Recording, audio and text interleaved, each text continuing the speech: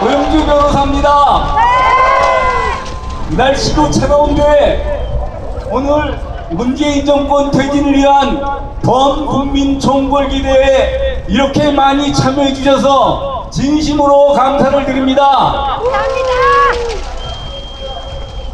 오늘 여기 모이신 분들이야말로 진정한 애국자이고 그동안 우리나라를 지켜오신 국가 중심 세력 아닙니까? 어떻습니까?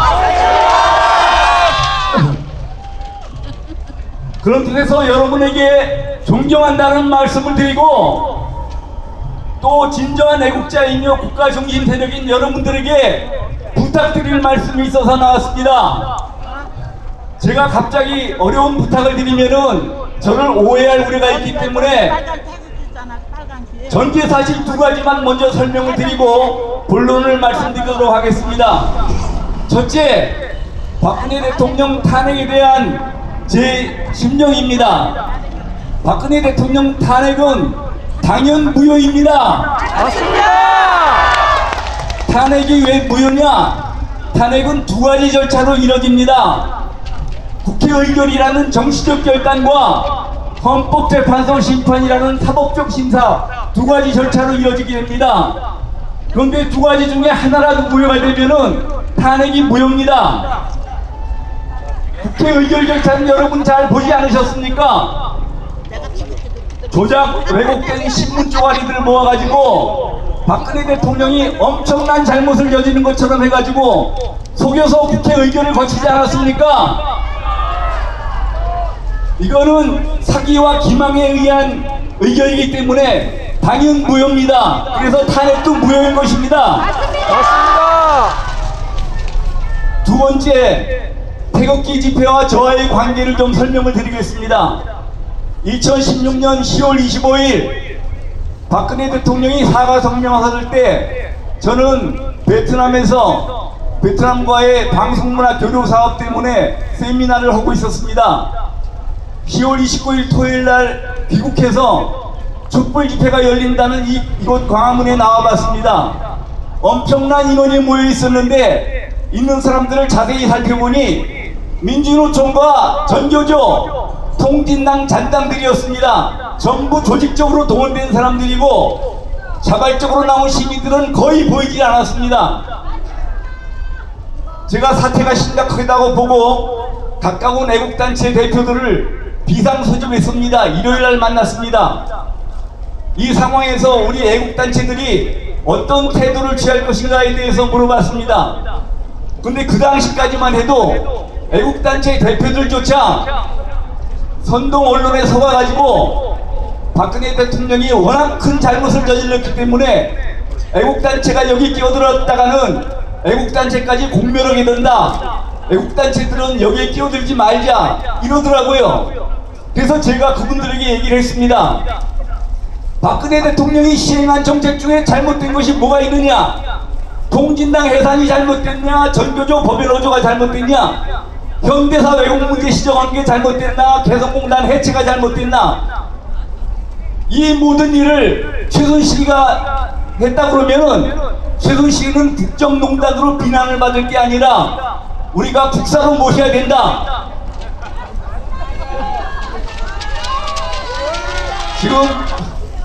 지금 광화문에서 촛불 집회를 주도하는 세력들을 보십시오. 민노총, 전교조, 통진한 장단들 아닙니까? 지금 박근혜 대통령이 물러나면은 우리나라 체제가 바뀌게 됩니다. 배가 난파하면 주새끼들이 먼저 도망간다는데 우리 애국진영이 그런 모습을 보일 수가 있겠습니까? 그랬더니 신의 한수의 신혜식 대표나 장기정 대표 이렇게 젊은 애국 인사들이 고영주 이사장 말씀이 맞습니다. 우리가 박근혜 대통령을 도와야 합니다. 그래서 애국진영이 박근혜 대통령을 돕기로 그때 결의가 된 겁니다. 어떻게 도울 것이냐? 양동환 박사님이 말씀하셨습니다. 저쪽에서 집회로 나왔기 때문에 우리도 집회로 맞설 수밖에 없다. 그래서 첫 번째 집회가 11월 6일날 서울역 앞에서 애스더 기동운동과 함께 집회를 가졌었습니다. 반응이 너무 좋아서 그 다음에 11월 12일 날 2차 집회를 갔는데 토요일 날 따로 갖게 됐습니다. 그 자리에서 신해한수의 신해식 대표가 저쪽에서 촛불을 들고 나오는데 우리는 태극기를 들고 나섰습니다. 그래서 태극기 집회로 처음 집회가 11월 12일입니다.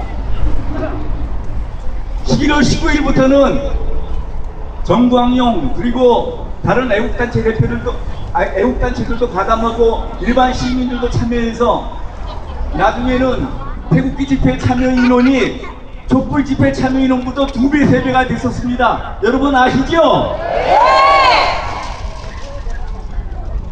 참고로 말씀드리면 저는 2016년 11월부터 2017년 5월까지 지방출장 때문에 하루 빠진 걸 빼놓고는 매주 토요일마다 한 번도 빠지지 않고 태극기 집회에 참여했습니다.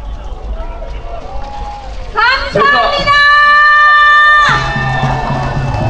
그래서 저는 우리 태극기 집회에 대해서 엄청난 자부심을 가지고 있고 또 특별한 애정을 가지고 있습니다.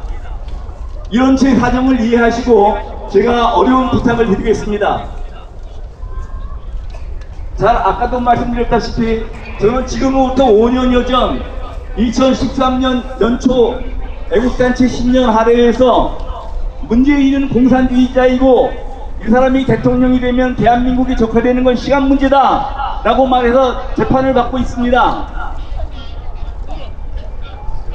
제가 이 말씀을 드리는 거는 제가 이미 5년 전에 현 정권의 적화 기도를 미리 예언했다고 자랑하고자 하는 것이 아닙니다. 저는 이 정권의 실체를 잘 알면서도 그걸 막아내지 못한 것에 대해서 엄청난 책임감을 느끼고 있습니다. 제가 이 책임감을 더는 거는 하루빨리 이 무도한 반역 정권을 끌어내리는 수밖에 없다고 믿고 있습니다. 여러분 어떻습니까?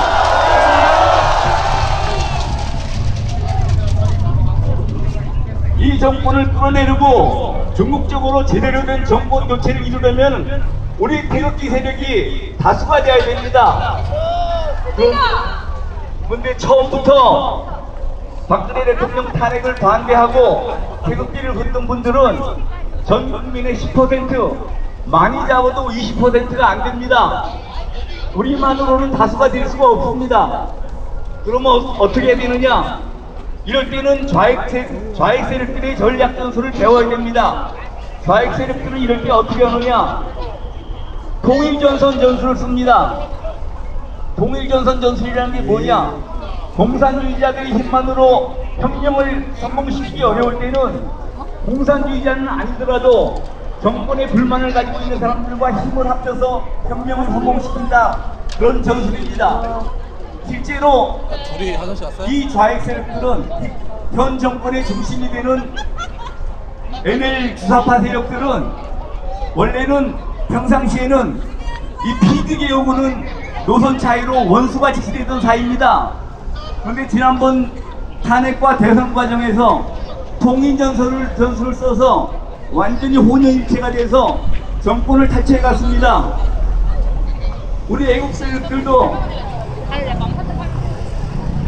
더 이상 순혈주의를 고집할 것이 아니라 과거에 속아서 탄핵을 주재했거나 박근혜 대통령을 비난했더라도 우리 애국 세력에게 합력했다는 사람이 있으면은 넓게 문을 열어놔야 될 것입니다. 물론 처음부터 박근혜 대통령을 배신해서 좌익 세력들과 공모 합작해서 박근혜 대통령 탄핵을 주도한 사람까지 받아들이자는 건 아닙니다. 맞죠? 그렇지만 않으면은 길 잃은 어린 양이 돌아온 듯이 또 집 나간 탕화가 돌아온 듯이 우리가 따뜻하게 받아들여야 됩니다. 맞습니다. 이렇게 받아들였으면은 이 돌아온 사람들이나 우리 태극기 세력끼리 애국 세력끼리는 서로 비방하는 것을 삼가야 합니다. 누가 잘했나 못했나 이런 거는 우리가 정권 교체를 이룬 후에 따져도 늦지 않습니다. 여러분 제 부탁을 들어주실 거죠? 감사합니다. 그럼 지금부터 문재인 정권 퇴진을 위한 범국민 총궐기 대회를 시작하겠습니다. 감사합니다.